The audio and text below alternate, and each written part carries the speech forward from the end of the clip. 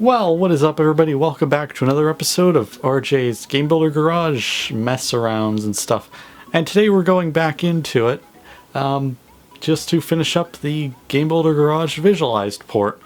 If you don't know, Visualized is a game that I produced alongside a friend a while back, and we have a pre-beta available now, and you can actually download it in the description. It's available for playtesting. We're kind of desperate for playtesters, so we need to do that.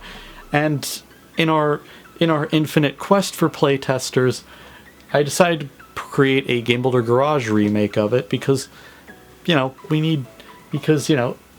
the playtesters we can, we could get more playtesters through Game Builder Garage. It's a much easier, accessible platform, and it also kind of gives a little bit of a test of how we're going to handle it for a Nintendo Switch, as if and when we do a full version of the game, we're probably going to release it on Switch. So it's pretty nice how it's kind of come together, but there's always been some constant glitches. So the big issue that we're having right now is the fact that despite being classed as an infinite runner game, this version of it isn't even infinite or being an infinite runner at all. More or less, everything stops after like a score of around 400 to 500, and that kind of brought us to two dilemmas here. Either we have at 400, which is not very long if you think about it, you leave off with a thank you for playing card, or after or if you get into or we try and make it infinite, but and kind of present it with its current bugs and glitches, but it's terrible when what we're trying to do is kind of trying to be a worthy contender of a PC version of it. So it's not really that helpful, and besides, it would kind of add to knowing about these bugs and glitches already, and you know what, it doesn't leave a very enjoyable experience anyways. So what's causing this, from what I've gathered, is the fact that is how we programmed it, really. So if you remember when we first started programming this, you would know that the system that I had programmed in would have the three pieces of ground that would just move along a line, and at the end of this line there is a teleporter, and it would bring it back to the start to kind of simulate being infinite. This kind of presented a problem though, because as you could imagine, with the teleporters doing their job, it does a thing. The one thing that I've kind of noticed is that Game Builder Garage, in an effort to keep things from continually and constantly going straight, it has kind of like an auto stop mechanism to where after like a certain distance it traveled, it will literally stop moving the moving blocks. So basically that's what's causing that glitch, from what I've gathered. Doesn't seem to be anything I could do about it to keep it doing what it is, or to keep it being more functional in its present state with the present technology that we're using. So yeah, it does become a problem. In fact, kind of a good explanation about it is also kind of why platformers with the moving blocks or elevator block systems also work, and this doesn't. So that's kind of the short and long answer of it, because theirs is moving the little odometer back a little bit, because it's a little complex, but yeah. So basically I've kind of proven that it doesn't want to move forever. But yeah, but circling back to that whole concept of using the whole moving back and forth like an elevator in some platformer games, I have come up with the concept of having another 3 of these blocks and having it loop around like a conveyor belt. Now, unfortunately, that's kind of one of those easier said than done's, And in fact, this is the code that controls this entire conveyor belt. In fact, yeah, and I only came up with this a little bit before filming because I haven't been really working on this project too much often. But yeah, this is the kind of code that I've kind of come up with that can do it. I'm pretty sure there's ways to clean it up, but it started out simple, but it kind of devolved into something else. And it doesn't help that we have to do this another 6 more times, maybe even 9 if you think about 9, maybe even 12 times if you consider the title screen and the sky system for that as well. So yeah, we've got a lot to deal with. So I'm going to start implementing this, and we're going to test it out on at least one. Alright, so let's get into that. Now, despite this big mound of code looking very hard to implement, it's actually pretty simple to get to implement, actually. So if you notice, there's a bit of a... I did kind of try and do a little bit of organization to it, but it's still not that well organized. But anyways, so up here's the important part with the X values.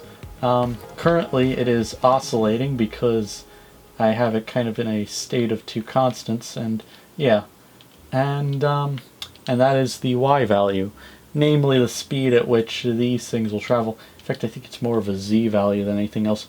But anyways, so yeah, and on here is the activation value, as I call it. So what happens is that there's this location sensor here which detects where the block is, obviously, and what it'll do is it's going to continuously compare, and if it's greater than or equal to whatever these constants are, which I'm probably going to set to probably somewhere around here, we should be able to, it will set on a flag which will turn on, which will tell it to do one of 2 things. It will trigger this inversion here, which means that it basically will make it go in reverse, but it doesn't need to do that just yet because, well, we need to kind of shut it off because we need to move it back a little bit in order to achieve that conveyor belt effect. So in fact, that's why the z-axis is now kind of an important variable here. So what's going to happen is that it's going to turn on this flag here, which is kind of oscillating at the moment for some weird reason, but I'll get that figured out and get that sorted, see if it's negligible with the rest of them. And yeah, this constant and this kind of basic timer circuit, which is causing this set oscillation, is happening, and that will turn off that flag after a set time, which hopefully should land it in the correct position, or in a position that could cancel out where it was before. So yeah, otherwise it is still running at what should be the same speed as what it was running on in the past. And yeah, so it's kind of confusing, but you know, it's definitely a bit, but if it's what Game Builder Garage requires, I guess we gotta execute on it. Alright, so let's do just that then.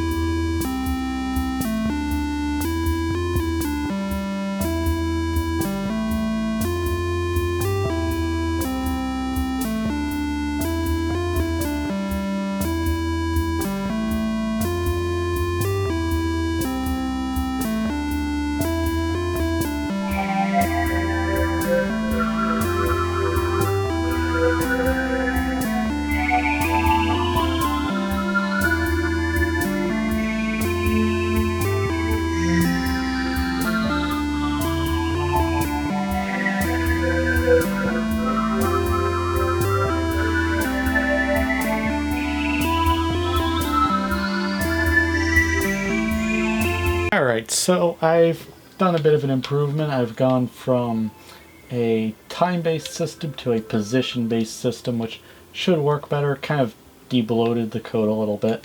let's try it now. Again, looks like the FOV is a little messed up, but oh well.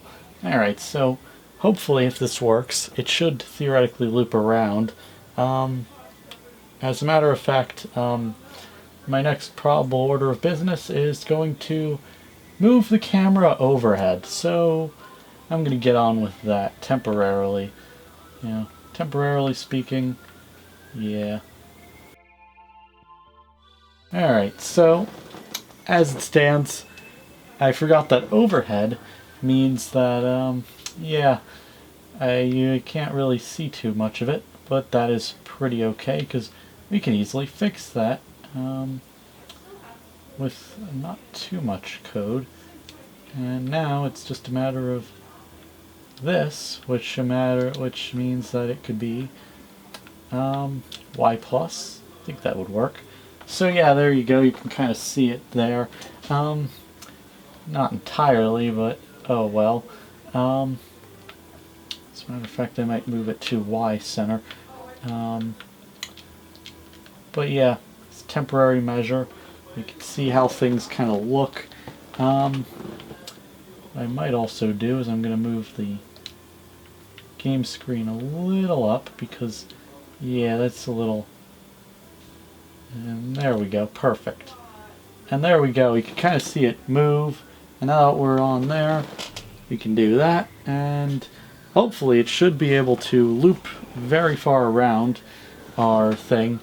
As you can see, we've got all of our assets and unused cursors and stuff kind of hiding in the background there. You can even see the character kind of floating about on that. And yeah. So, as it stands, I am also going to get a better view of these things because that is freakishly small.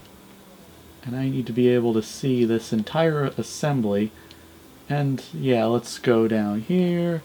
Alright, so now after it leaves the screen, it should pass backwards and straight off again, of which it does not do. So that's probably going to be our hugest problem yet. And I'm gonna even size it up way more. Okay, that's as big as it gets. I'm gonna see off to the side. So yeah. So let's try here. So yeah, it exits and then it just continues on. So yeah, that's a bit of a... So we do need to fix something there. So it's a bit of a problem that we have to deal with, but otherwise, that kind of explains quite a bit about it. I'm gonna kind of keep it like this temporarily, so this way we could see it as it goes on that one time. Because anytime else, because we're gonna be duplicating this huge block of code 6 more times. So yeah, we want to be able to make sure it works on the first go and make sure that it works the first one so the other ones work as well. And it's flawless, because if one fails, every other block of code fails, and the only thing we might have to do is adjust timings and stuff, but oh well. I'm also trying to keep all of the constants and variables kind of a little bit out, so in fact I should probably align them a bit, because when we do copy over, I'm probably going to be plugging them into the same constant, really. So yeah, I've got a lot to deal with, and so there's still a lot to go by, and this is only just a start. Unfortunately, I haven't made too much progress on this, but I don't think there's going to be too much progress following it due to things like, due to things that I'm going through right now and stuff, But I'll be trying for more. Stuff to finish this up, and I'll definitely try continuing to do more work on this off camera. But yeah, that's kind of the state we're at right now. Unfortunately, it's one of those bugs that doesn't really want to be fixed at all, and yeah, so But that's going to do it for today's episode. Again, not too much was done, but if you like what you saw or want to follow the remainder of this progress, of which, once we get past this little bug, we're pretty close to it, yeah, like and subscribe. I'm definitely going to be doing more about this. I'm definitely, things like Splatoon, I'm doing a lot more content for now.